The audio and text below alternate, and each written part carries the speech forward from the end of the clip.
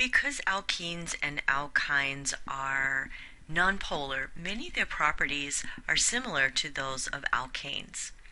So, for example, if we look at alkenes and alkynes with 1 to 4 carbons, like alkanes, they are gases at room temperature. And like alkanes, alkenes and alkynes increase their boiling point as the size of the molecule increases. And by size, we mean number of carbons.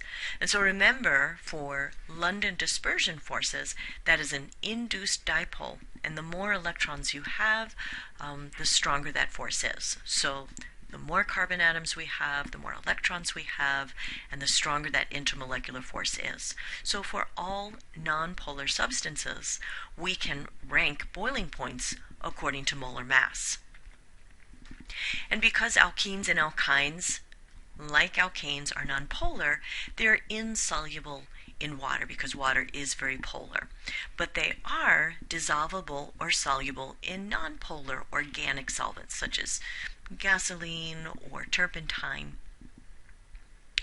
Like alkanes, alkenes and alkynes are less dense than water, so they'll float on water, although they won't dissolve in it. They are flammable, which means they readily react with oxygen to combust. And like alkanes, I'll expect you to write a balanced combustion reaction for any alkene or alkyne. Remember, combustion is the reaction with oxygen to form carbon dioxide and water vapor, and heat, of course.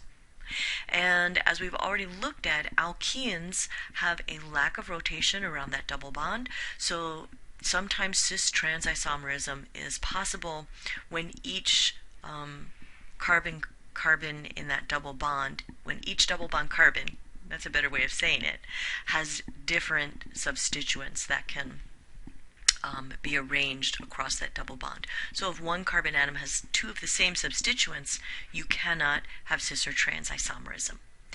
And as we learned earlier, the alkene or the alkyne is the functional group, and functional groups are generally the site of reactivity because alkanes are very nonpolar. The carbon-carbon and carbon-hydrogen bond is very stable. They're not very reactive. So the reactive site for alkenes and alkynes is going to be at the multiple bond.